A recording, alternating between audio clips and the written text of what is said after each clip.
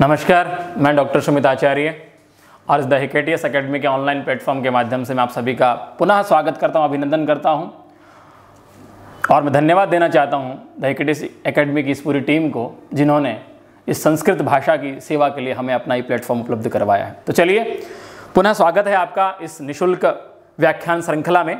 और हमने अपने पहले वीडियो में चर्चा की थी संस्कृत शिक्षण पद्धतियों के विषय में।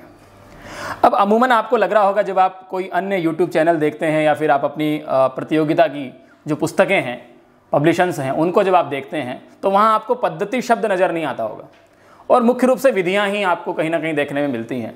उस वीडियो को देखते समय आपको भी लग रहा होगा कि यार हम पढ़ना तो विधियाँ चाहते हैं और सर ने तो पद्धति पढ़ाना शुरू कर दिया। लेकिन जब आप अपना प्रश्न पत्र उठाएंगे, आप देखिएगा 2017 का प्रश्न पत्र रीट का, उसमें जो प्रश्न पूछे गए हैं उसमें सीधे पद्धति शब्द का प्रयोग किया गया है।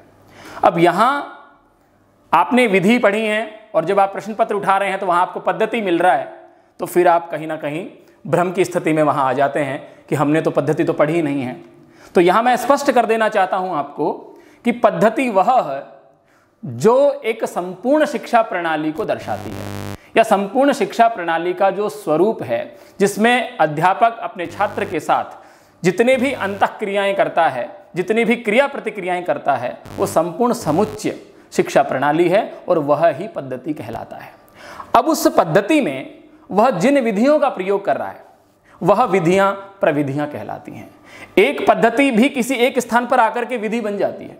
जैसे हम बात करेंगे भंडारकर पद्धति की, तो वह भी यदि अध्यापक किसी एक बिंदु के लिए भंडारकर पद्धति का प्रयोग करता है तो वहां वो पद्धति न होकर के क्या बन जाती है, विधि बन जाती है, क्योंकि वह संपूर्ण शिक्षा प्रणाली का स्वरूप नहीं है, वह केवल एक बिंदु मात्र को समझाने के लिए उसने उसका प्रयोग किया है, इसलिए वो वहां क्या बन जाती है, विधि बन जाती है। तो हमने अपने पहले वीडियो में 3 पद्धतियां पढ़ी।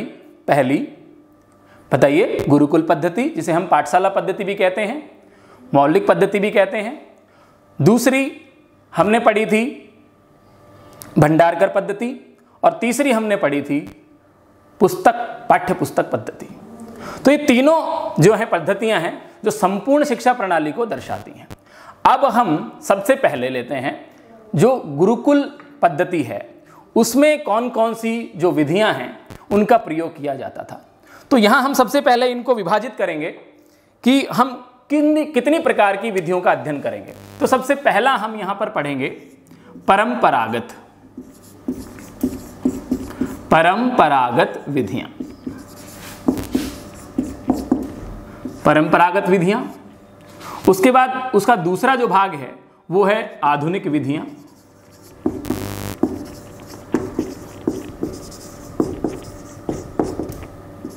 और वर्तमान समय जो प्रौद्योगिकी का है, उस समय हम जो नवाचार का प्रयोग कर रहे हैं, नवीनतम उपागम।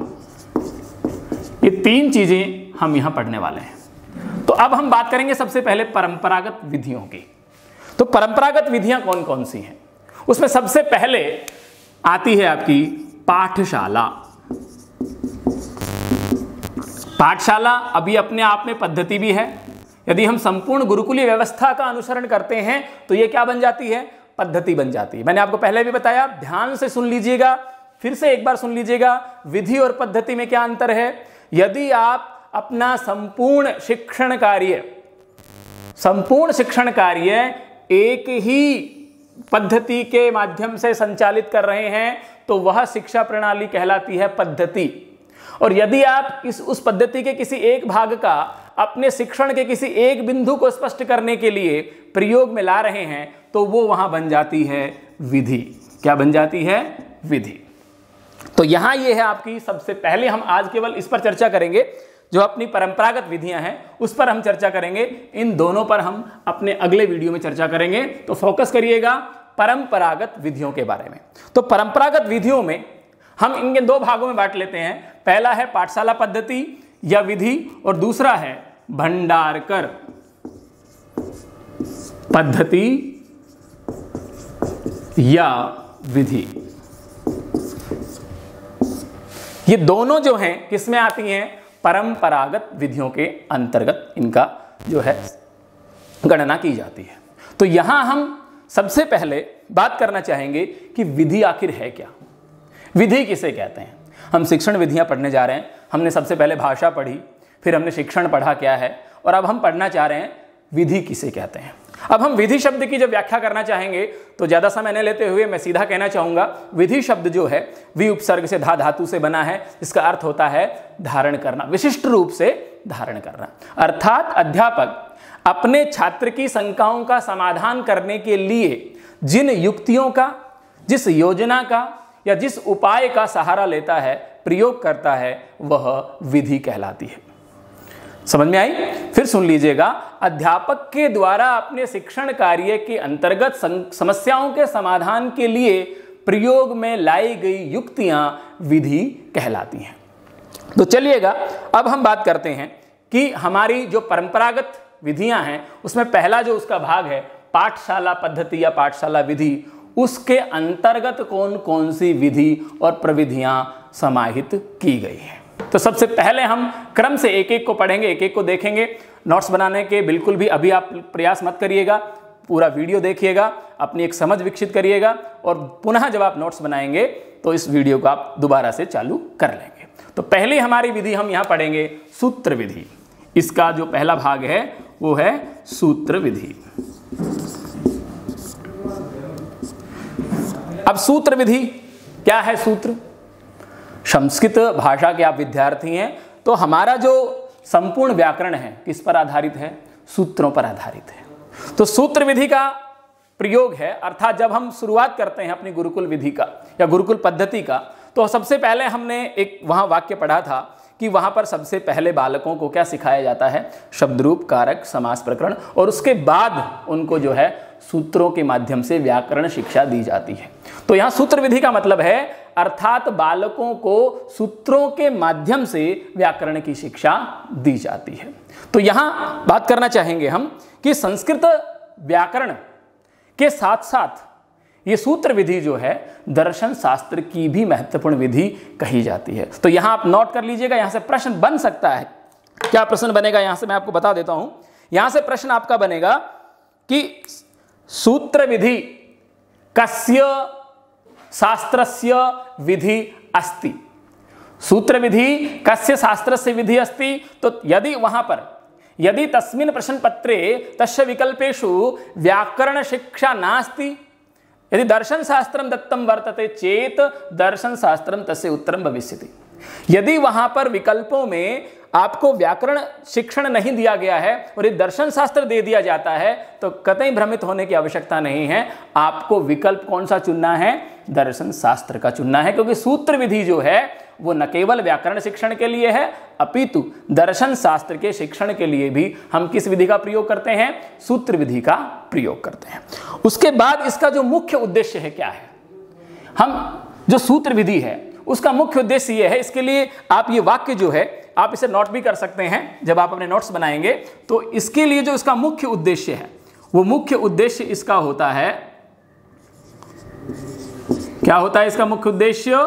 इसका मुख्य उद्देश्य होता है घटे समुद्र पूरणम।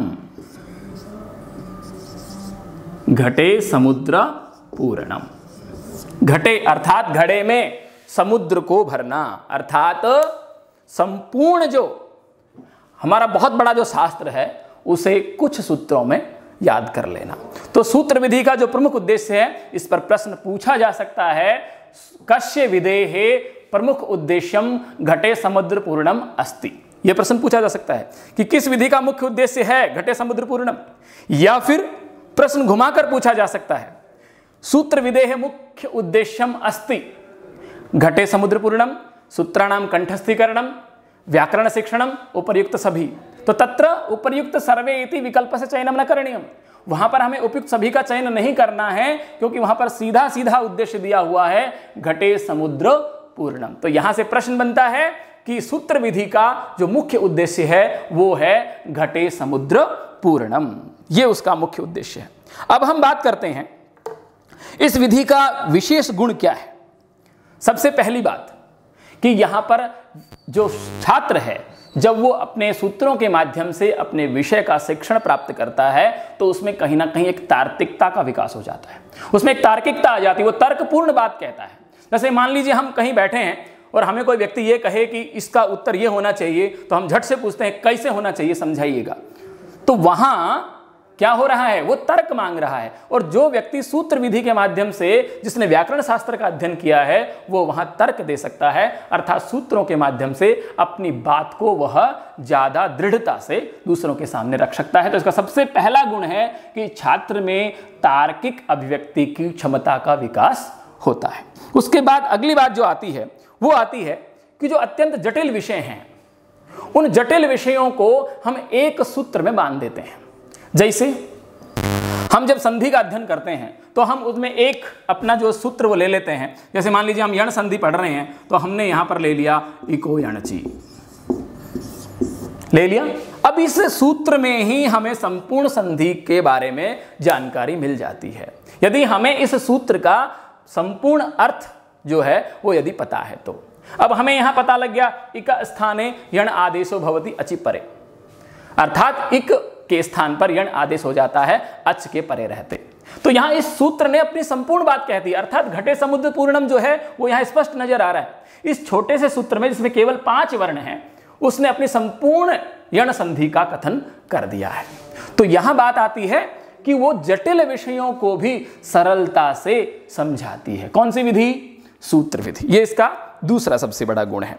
अगली बात, सूत्र विधि जो है, जब आप शास्त्रार्थ के लिए जाते हैं तो वहां भी जब आप तर्कपूर्ण बातों को आप कहना चाहते हैं तो वहां भी आपके द्वारा कंठस्थ किए गए विभिन्न प्रकार के सूत्र, चाहे वे व्याकरण से संबंधित हो या फिर वो दर्शन शास्त्र से हो या फिर किसी अन्य विषय के हो, आपके लिए कहीं ना कहीं एक अच्छा जो है बेस का काम करते हैं, एक अच्छा जो है नींव का काम करते हैं और अपनी बात को जो है दृढ़ता से कह सकते हैं। तो ये थी सूत्र विधि की मुख्य विशेषताएं या फिर सूत्र विधि के गुण। पहला कौन सा था कि वह क्या करती है? तार्किक अभिव्यक्ति की क्षमता का विकास करती है। दूसरा, वह घटे समुद्र पूर्णम जिसका मुख्य उद्देश्य है। और तीसरा उसने जो वहां बताई है, जटिल विषयों का जो है सरलता से वह अपना जो है याद कर सकते हैं, जटिल विषयों का जो है समाधान वह सरलता से प्रदान करती है। तो ये थी हमारी सूत्र विधि। अब जो इसके दोष हैं वो क्या हैं? आप किसी भी विधि को जब पढ़ेंगे तो उसके गुण और दोष आप दोनों पढ़ेंगे, क्योंकि यहां प्रश्न जो है वो इन गुण और दोषों से भी पूछ सकता है। तो इसके गुण तो ये हो गए, अब दोष क्या है इसके? सबसे पहली बात, प्रत्येक सूत्र को याद करना है, अर्थात कंठस्थ करना है।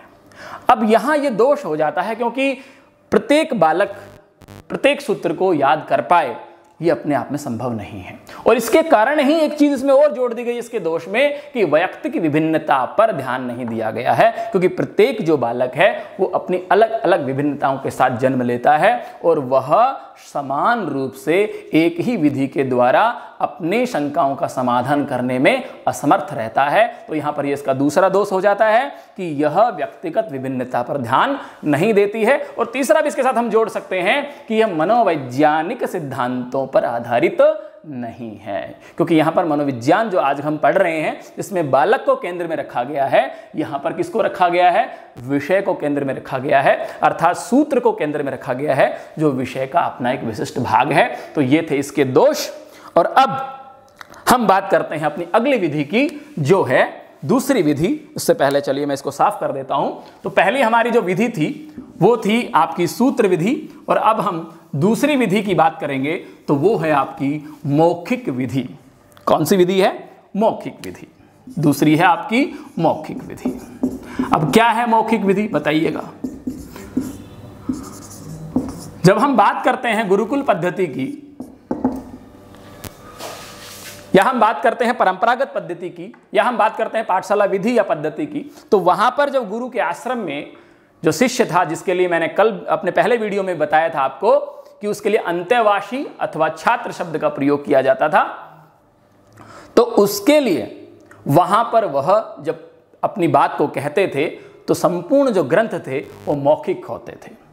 तो वहां पर मौखिक विधि का मतलब है कि जो आचार्य है वह मौखिक रूप से शास्त्रों का ज्ञान देते थे, और यह जो विधि थी यह कहलाती है मौखिक विधि। अब मैं आपको बता दूं, इस पर प्रश्न पूछा गया है। कौन सा प्रश्न पूछा गया है? देखिएगा, इस पर रीट 2017 के लेवल 2 की भाषा द्वितीय अर्थात भाषा 2 में प्रश्न पूछा गया है। प्रश्न क्या था, अब आप यहां पर गंभीर हो जाइएगा, क्योंकि जो मैंने अपना पहले वीडियो बनाया था इसमें मैंने पद्धति को स्पष्ट किया था, वहीं से शब्द उठ करके आया है और वहीं से यह प्रश्न बना है। देखिएगा, प्रश्न था कस्याम पद्धतौ शिक्षणम सर्वम मौखिकम आसीत।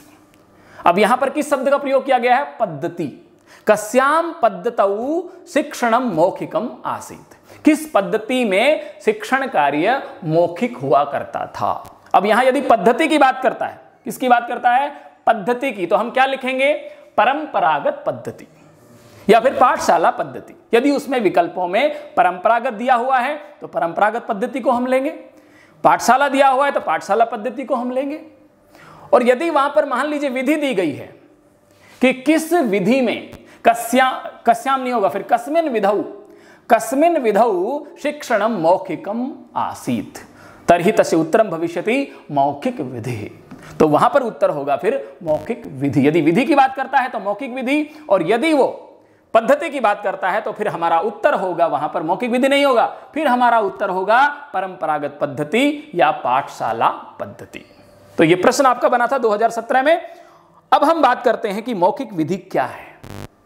आपने खूब सुना होगा, आचार्य जो है, आपने चित्र भी देखे होंगे, बरगद के पेड़ के नीचे बहुत एक जो है वटवृक्ष के नीचे आचार्य बैठे होते थे, एक चबूतरे पर मंच पर बैठे होते थे, और जो अंतेवासी छात्र जो थे वो नीचे बैठ करके अपना अध्ययन करते थे, और आचार्य अपने मुखारबिंद से शास्त्रों का प्रवचन करते थे और छात्र नीचे बैठ करके उसका श्रवण करते थे। तो संपूर्ण जो शिक्षण कार्य था वो मौखिक था। तो हम कह सकते हैं कि यह वैदिक शिक्षा की प्रमुख विधि है। वैदिक अर्थात वेदों की शिक्षा। तो वैदिक शिक्षा की जो प्रमुख विधि है, यदि उस पर यह प्रश्न बनता है तो उसका उत्तर हो जाएगा मौखिक विधि। क्या हो जाएगा? मौखिक विधि। दूसरा, सबसे पहली बात जो मौखिक विधि है, अब हम उसकी बात करेंगे गुण और दोषों की। तो मौखिक विधि जो है, जब आचार्य अपनी बात को कहता है और अंतःवासी या छात्र उस बात को सुनता है तो पुनः वह उच्चारण करता है। तो इस माध्यम से या इस क्रिया प्रतिक्रिया से छात्र के जो शुद्ध उच्चारण है उसका विकास हो जाता है। अर्थात छात्र के उच्चारण में जो दोष होते हैं या उच्चारणगत जो त्रुटियां होती हैं, उन त्रुटियों का संशोधन आचार्य स्वयं उसी समय कर देता है। तो सबसे पहला इसका गुण है कि छात्र में शुद्ध उच्चारण की क्षमता का विकास, या छात्र में सशक्त भाषा अभिव्यक्ति के कौशल का विकास, ये इसका पहला गुण है। दूसरी बात है कि वहां पर जब आचार्य अपने पाठ को पढ़ाता है तो वह अपने पहले पढ़ाए गए पाठ के दोहरान के बाद ही नवीन पाठ को प्रारंभ करता है। तो यह भी इसका गुण है। जब वह मौखिक पढ़ाता है तो वह पहले कल जो पढ़ाया गया था उसका दोहरान करता है, और यदि वह इस दोहरान के बीच में प्रश्न पूछ लेता है तो यहां पर इस विधि में एक नई विधि जुड़ जाती है जो प्रश्नोत्तर विधि कहलाती है। हम उसको आगे पढ़ेंगे, लेकिन यहां पर इतनी ही बात हम करेंगे कि वह अपने नवीन पाठ को शुरू करने से पहले वह अपने पुराने या गत दिवस पढ़ाए गए पाठ का पुनः दोहरान करता है। तो ये इसके गुण हैं। अब हम बात करते हैं इसके दोषों की। अब केवल क्या हो रहा है, अध्यापक आचार्य पढ़ा रहा है, छात्र सुन रहा है, तो बताइए कौन से कौशल का विकास हुआ? केवल श्रवण और भाषण, दो ही कौशल का विकास होता है, जबकि भाषा के कौशल कितने हैं? 4 कौशल हैं। कितने हैं? 4 कौशल हैं। तो हमने जो अपने पहले वीडियो में बात की थी surrender value according to doctor West महोदय के अनुसार, तो वहां पर जो है सरेंडर वैल्यू पर ये खरा नहीं उतरती है, क्योंकि वह जो है केवल 2 ही कौशल का विकास कर रही है, श्रवण कौशल और फिर अभिव्यक्ति के माध्यम से भाषण कौशल। पठन और लेखन कौशल का यहां पर कोई भी विकास का अवसर प्राप्त नहीं होता है। यह इसका पहला दोष है। दूसरा, जब हम बात करते हैं कि यह क्या करती है, यह कंठस्थीकरण पर बल देती है, जो निश्चित रूप से यह तो आप याद दिमाग में बिठा ही लीजिएगा कि जितने भी परंपरागत पद्धति या परंपरागत प्रणाली के अंतर्गत विधियों का प्रयोग होता था उसमें कंठस्थीकरण पर तो बल दिया ही गया था। किस पर दिया गया था? कंठस्थीकरण पर बल दिया गया था। हम केवल उसमें से एक को निकाल देंगे जो हमारे लगभग 17वीं शताब्दी के बाद 18वीं शताब्दी में जब अंग्रेज जो मैकाले की शिक्षा प्रणाली चली थी, उस समय भंडारकर ने जो अपनी विधि का निर्माण किया था वो अपने आप में कंठस्थीकरण से कहीं हटके अलग था, उसमें अभ्यास को बल दिया गया था। तो यहां हम बात करते हैं मौखिक विधि, और मौखिक विधि में सबसे पहले उसने जो बताया है वो ये बताया है कि वहां पर जो है छात्र निष्क्रिय रहता है। क्या रहता है? निष्क्रिय। क्यों? क्योंकि केवल अध्यापक या आचार्य के द्वारा अपनी बात कही जा रही है और छात्र के द्वारा सुनी जा रही है, और वह अगले दिन फिर उसका जो है पुनः अभ्यास के दौरान भी उसको श्रवण करता है, और वह अपने पुनः बाद में जाकर के उसका स्वाध्याय करता है। तो वहाँ जो है कक्षा के दौरान जो छात्र है वो बिल्कुल निष्क्रिय रहता है, निरस रहता है। तो ये मैंने बताया आपको पद्धति और विधि का कहीं ना कहीं फेर शब्दों का एक, जो मैंने आपको पहले वीडियो में बताया था कि वो शब्दों का जादूगर है और आपको भ्रमित कर देगा। तो शब्दों से बिल्कुल भी भ्रमित होने की आवश्यकता नहीं है। प्रश्न इससे बन चुका है 2017 में। तो अब यहां से एक प्रश्न ये बन सकता है कि शुद्ध उच्चारणस्य विकासाय प्रमुख विधि वर्तते। ये प्रश्न यहां से बन सकता है कि शुद्ध उच्चारण के विकास के लिए प्रमुख विधि कौन सी है? तो वो है आपकी मौखिक विधि।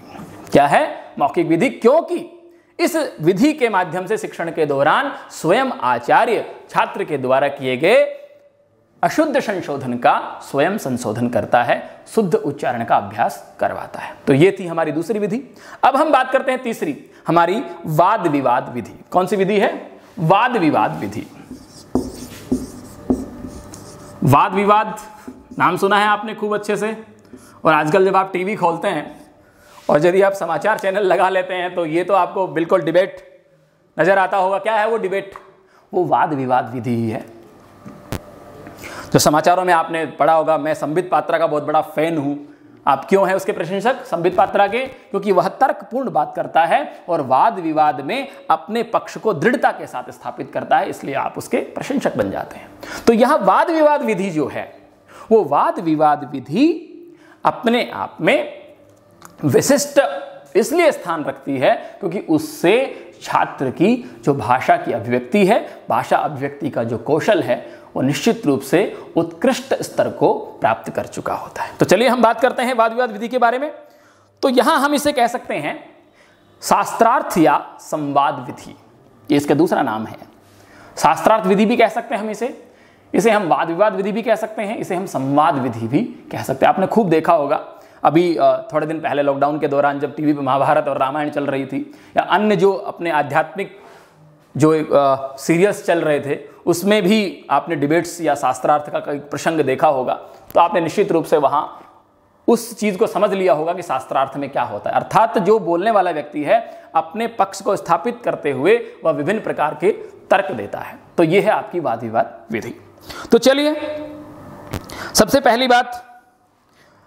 पहली वही बात मैंने आपको बताया, तर्कपूर्ण अभिव्यक्ति। इसका पहला गुण है कि जब छात्र अपनी बात को कहना चाहता है वाद विवाद के दौरान, जब किसी एक विषय पर उसके पक्ष और विपक्ष के बारे में जब चर्चाएं की जाती हैं, तो वहां पर जो है वह अपने पक्ष को स्थापित करने के लिए, अपनी बात को स्थापित करने के लिए विभिन्न प्रकार के तर्क देता है। तो उसमें तर्कपूर्ण अभिव्यक्ति का विकास होता है, इसका पहला गुण है।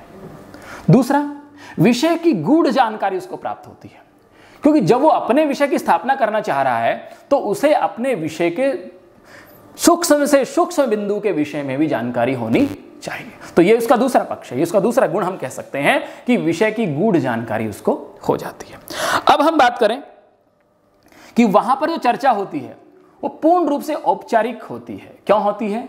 अर्थात समय भी निश्चित होता है, किसी भी साहित्य का कोई भाग भी निश्चित होता है। यदि आपको चर्चा करनी है तो आप साहित्य में कर रहे हैं, या फिर आप व्याकरण में कर रहे हैं, या फिर ज्योतिष में कर रहे हैं, या फिर साहित्य में भी आप किसी विशिष्ट व्यक्ति के द्वारा रचे गए लिखे गए ग्रंथों पर चर्चा कर रहे हैं, तो वहाँ औपचारिक है। अर्थात वहाँ पर जो है सीमांकन किया गया। औपचारिक क्या है? अर्थात जो समय निर्धारित हो, स्थान निर्धारित हो, पाठ्यक्रम निर्धारित हो, वो औपचारिक शिक्षण है। तो यहाँ पर क्या है? यहाँ पर सीमांकन कर दिया गया है, समय का भी, शास्त्र का भी सीमांकन कर दिया गया है। तो ये निश्चित रूप से एक औपचारिक विधि है। तो चलिए अब हम बात करते हैं इसके दोष की। अब बात करते हैं कि ये इसका दोष जो है इसमें क्या है। इसमें जब व्यक्ति वाद विवाद के दौरान अपने पक्ष को स्थापित करने में असमर्थ रहता है तो वह कुंठित हो जाता है, तो निश्चित रूप से कुंठाग्रस्त हो जाता है। अर्थात व्यक्ति जो है वो कहीं ना कहीं अपने अंदर आत्मग्लानि को महसूस करता है, तो इसका दोष है। दूसरा, परस्पर मतभेद को बढ़ावा मिलता है, गुट बन जाते हैं। अर्थात आपकी बात को रखना, यदि आप वहां पर असफल रहते हैं तो आप में कहीं ना कहीं अंदर से एक इस प्रकार का भाव जन्म लेता है कि वह मेरा विरोधी है, जबकि वह केवल अपनी बात को रख रहा है, आप उसकी बात को माने यह जरूरी नहीं है। अर्थात सभी व्यक्तियों को अपना मत रखने का जो है पूरा एक, मैं कहता हूं, स्वतंत्रता होनी चाहिए, लेकिन आप उसके मत को माने न माने ये आपकी स्वतंत्रता है। तो वही वाद विवाद का विषय होता है कि वो अपना पक्ष रखता है, केवल उस विधि के दौरान उस विषय से संबंधित सूक्ष्म से सूक्ष्म तथ्यों को स्थापित करने के लिए हम वाद विवाद विधि का प्रयोग करते हैं। इससे प्रश्न भी पूछा गया है। क्या प्रश्न पूछा गया है देखिएगा, 2017 रीट लेवल 2 में प्रश्न पूछा गया है। क्या प्रश्न बना था, ध्यान से सुनिएगा। छात्राणाम भाव प्रकाशनस्य शक्तेः विकासो भवति। फिर से सुनिएगा, प्रश्न है छात्राणाम भाव प्रकाशनस्य शक्तेः विकासः भवति, विकासो भवति। कहां होता है छात्र के भाव प्रकाशन की शक्ति का विकास? कहां होता है? जहां वो अपने भाव अर्थात किसी भी विषय के बिंदु को स्थापित करते समय वह अपने विचारों को भी उसमें समाहित कर देता है, या अपनी समझ को भी वो स्थापित करना चाहता है। वो केवल कहां उसे प्लेटफॉर्म मिल रहा है? कहां मिल रहा है? वाद विवाद विधि के माध्यम से। तो इस प्रश्न का उत्तर क्या होगा? वाद विवाद विधि। ये प्रश्न पूछा गया था 2017 में। अब यहां से फिर प्रश्न पूछा जा सकता है कि तर्कपूर्ण अभिव्यक्ते है, जैसे प्रश्न पूछा गया था छात्राणाम भाव प्रकाशन शक्ति विकास, उसे बदल सकता है। अब आपसे प्रश्न पूछा जा सकता है तर्कपूर्ण अभिव्यक्ते है विकास कस्मिन् विधौ भवति, तो आपका उत्तर होना चाहिए वाद विवाद विधि। तो चलिए, ये थी हमारी 3 विधियां। अब हम बात करते हैं अगली विधि के बारे में, जो है इसके बाद परायण विधि। चलिए मैं इसे साफ कर देता हूं।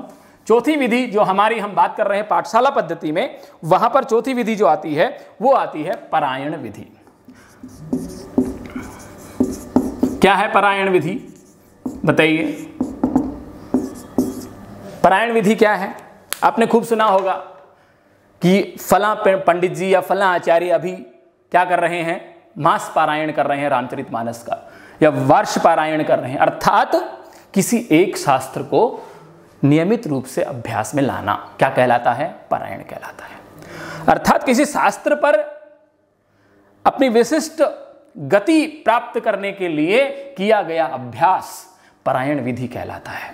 और अभ्यास करने के लिए विभिन्न प्रकार की उपविधियों का, प्रविधियों का भी प्रयोग किया जाता है कि आप खंड विधि से कर रहे हैं, या फिर आप जो है द्विभाग विधि से कर रहे हैं, या फिर आप जो है उसके अध्याय विधि से कर रहे हैं। किस प्रकार से आप कर रहे हैं? आप कांड विधि से कर रहे हैं, किस प्रकार से आप कर रहे हैं? तो वहां परायण विधि जो है वो निश्चित रूप से परंपरागत शिक्षा प्रणाली की एक विभिन्न जो है, हम ये कह सकते हैं कि विधि कही जा सकती है। क्यों कही जा सकती है? क्योंकि इसके पीछे एक भाव जुड़ा हुआ है, और ये बहुत ही महत्वपूर्ण है परायण में, और ये अपने आप में बिल्कुल अलग है। क्या अलग है? जो केवल इसी में मिलता है। अर्थात पारायण से मतलब है किसी भी शास्त्र का सस्वर वाचन, सस्वर गायन किस में होता है? पारायण में होता है। तो यहां आप इसे नोट कर लीजिएगा कि कस्मिन् विधौ शास्त्राणाम सस्वर वाचनम भवति। नोट कर लीजिएगा, किस विधि में शास्त्रों का सस्वर वाचन किया जाता है? तो वहां उत्तर क्या होना चाहिए आपका? पारायण विधि। क्या होना चाहिए? पारायण विधि, क्योंकि इसमें वैदिक मंत्रों का अभ्यास किया जाता है। पौरोहित्य कार्य में विशिष्ट रूप से यज्ञ इत्यादि के संपादन के लिए जब हमें प्रकांड पांडित्यपूर्ण विद्वानों की आवश्यकता होती है, तो इस विधि के माध्यम से मंत्रों का पुनः पुनः पुनः पुनः अभ्यास करवाते हुए उन्हें उस क्षेत्र में पारंगत बनाया जाता है। तो इस प्रकार के व्यक्तित्व का निर्माण करने के लिए किस विधि का प्रयोग हो रहा है? पारायण विधि का। तो चलिए हम बात करते हैं गुण और दोषों की। तो सबसे पहली बात क्या है कि यहां पर ऋग्वेद की ऋचाओं का सस्वर वाचन करवाया जाता है, अर्थात यज्ञ हेतु श्रेष्ठ पुरोहितों का निर्माण किया जाता है। इसका सबसे बड़ा गुण है। अर्थात वांग्मय का संरक्षण इसके द्वारा किया जाता है, इसका सबसे बड़ा गुण है। आपने सुना होगा कि भाई जो है इस आपने शाखाएं पढ़ी होंगी, वेद की इतनी शाखाएं हैं, वो शाखाएं क्या थी, अर्थात उस भाग का दायित्व किसी एक महर्षि को दिया गया था कि आप इसका संवहन करेंगे या आपकी पीढ़ी इसकी संवाहक होगी और आने वाली पीढ़ियों को ये आपके माध्यम से मिलेगा। तो यहां पर पारायण भी वही है कि आपको किसी एक विशेष भाग का पारायण करना है, कंठस्थ करना है, सस्वर वाचन करना है और फिर उसे जो है आगे क्या करना है, प्रसारित करना है। लेकिन यहां पर एक चीज विशिष्ट रूप से निकल करके आती है, एक बिंदु विशिष्ट रूप से निकल करके आता है जहां से प्रश्न का निर्माण हो सकता है। तो आप ध्यान से इस चीज को सुन लीजिएगा कि जो पारायण करने वाला है, अर्थात हम यहां कह सकते हैं कि पारायण करता है जो, उसके लिए शब्द का प्रयोग हुआ है परायणिक या फिर परायणिक, दोनों ही मिल सकते हैं आपको। तो यहां जो परायण करने वाला है, जो छात्र है, उसके लिए शब्द का प्रयोग हो रहा है परायणिक या परायणिक।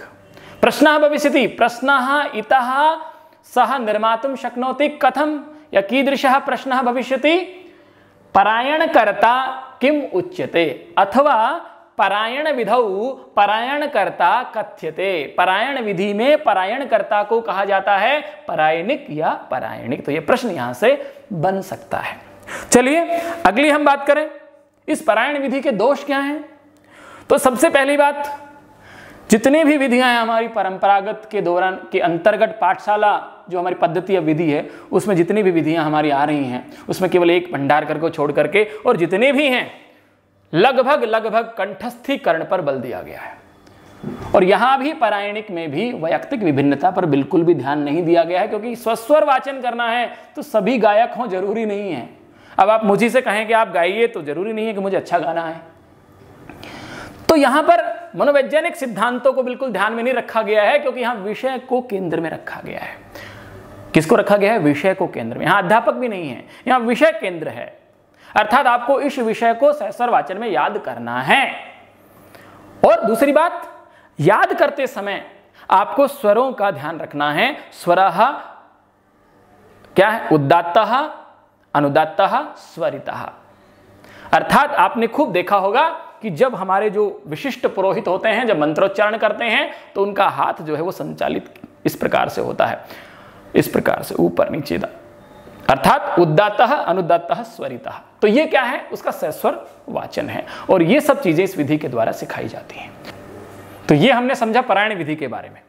तो चलिए आज के हम वीडियो में अब इतना ही सीखते हैं। और एक चीज मैं आपसे और कहना चाहूंगा, एक निवेदन मैं आपसे करना चाहूंगा कि आप इस प्लेटफॉर्म को आगे से शेयर करें, सब्सक्राइब करें, और यदि आपको मेरा जो अध्यापन का एक तरीका है वो यदि पसंद है तो लाइक करें, लेकिन शेयर जरूर कर दें, क्योंकि इससे हमें जो प्लेटफॉर्म जिस एकेडमी ने दिया है कहीं ना कहीं उसके लिए हमारा एक अच्छा थैंक यू हो जाएगा, धन्यवाद हो जाएगा। तो चलिए इससे आगे का जो भाग है हम पढ़ेंगे अगले वीडियो में। नमस्कार, धन्यवाद।